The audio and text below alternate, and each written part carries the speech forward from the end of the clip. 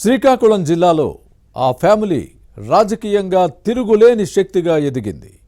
ముఖ్యమంత్రి చంద్రబాబు ఆ కుటుంబానికి మంచి గుర్తింపు ఇచ్చారు.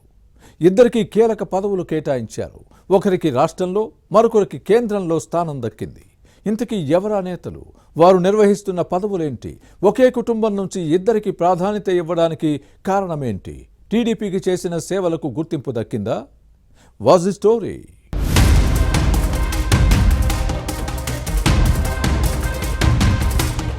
ఉమ్మడి శ్రీకాకుళం జిల్లాలో కింజారపు కుటుంబానికి అరుదైన గుర్తింపు లభించింది. ఈ ఫ్యామిలీ నుంచి ఇద్దరికి మంత్రి పదవులు లభించాయి. టెక్కల డీపీపీ ఎమ్మెల్యే అచ్చెన్నాయుడుకు రాష్ట్ర మంత్రివర్గంలో స్థానం దక్కితే, శ్రీకాకుళం ఎంపీ రామ్మోహన్ నాయుడు కేంద్ర కేబినెట్లో చేరారు. ప్రధానంగా కింజారపు కుటుంబానికి టీడీపీతో విడదీయరాని అనుబంధం ఉంది. రాష్ట్రంలో సైకిల్ పార్టీ ఎప్పుడు అధికారంలోకి వచ్చినా ఈ కుటుంబంలో ఎవరో ఒకరు కీలక పదవుల్లో ఉంటారు. శ్రీకాకుళం జిల్లా పేరు చెప్పగానే రాజకీయాల్లో కింజారపు ఫ్యామిలీయే మొదట గుర్తుకొస్తుంది. దివంగత ఎర్రన్నాయుడు తెలుగుదేశం బలోపేతానికి చేసిన సేవలు ఆ పార్టీ ఎన్నడూ మర్చిపోలేదు. ఆయన ఉన్నంతకాలం జిల్లాలో టీడీపీ బలమైన శక్తిగానే ఉండేది. తదనంతరం ఎర్రన్న వారసులు ఆ బాధ్యతలను నిర్వహిస్తున్నారు.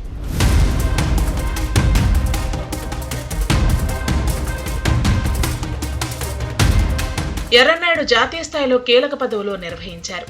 ఆ నేత అకాల మరణం తర్వాత ఈ కుటుంబానికి టీడీపీ అధినేత చంద్రబాబు అండగా నిలిచారు. సోదరుడు అచ్చెన్నాయుడు అన్నబాటలో నడుస్తూ పార్టీ బలోపేతానికి కృషి చేశారు.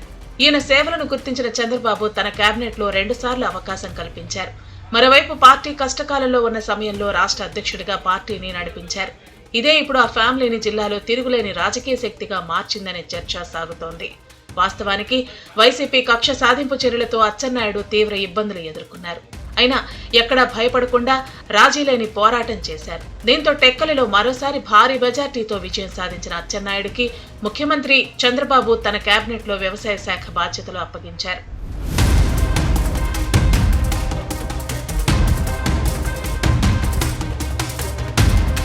మరోవైపు ఎర్రన్న వారసుడిగా రాజకీయాల్లోకి వచ్చిన రామ్మోహన్ నాయుడు చిన్న వయసులో కేంద్ర మంత్రిగా బాధ్యతలు చేపట్టిన చరిత్రను సొంతం చేసుకున్నారు.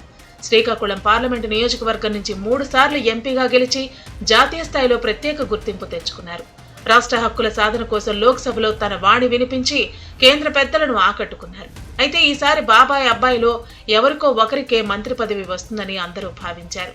ఒకే ఫ్యామిలీలో 2 పదవులు కష్టమని వాదించిన వారు కూడా ఉన్నారు. కానీ కింజారపు కుటుంబం పార్టీ చేసిన సేవలను గుర్తించిన చంద్రబాబు ఇటు రాష్ట్రంలో అచ్చెన్నాయుడుకు వ్యవసాయ శాఖ మంత్రిగా, అటు కేంద్రంలో రామ్మోహన్ నాయుడుకు పౌర విమానయాన శాఖ మినిస్టర్గా అవకాశం కల్పించారు.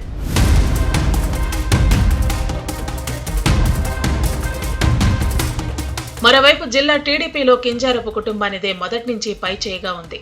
టికెట్ల కేటాయింపు నుంచి గెలుపు వరకు అన్ని తామై వ్యవహరించేవారు.